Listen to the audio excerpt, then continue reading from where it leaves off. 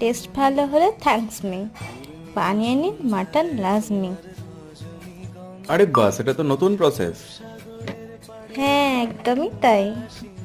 দইয়ের মধ্যে লঙ্কা গুঁড়ো, হলুদ, নুন, গরম মশলা দিয়ে মাখিয়ে খুব ভালো করে ফেটিয়ে মাংসটা অ্যাড করে দিন।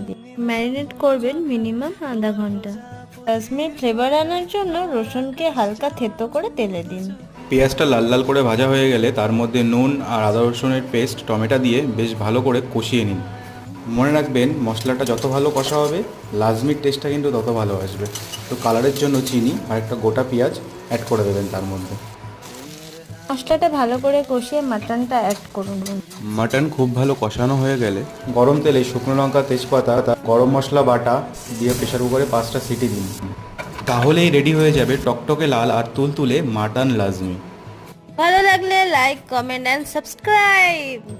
টাটা।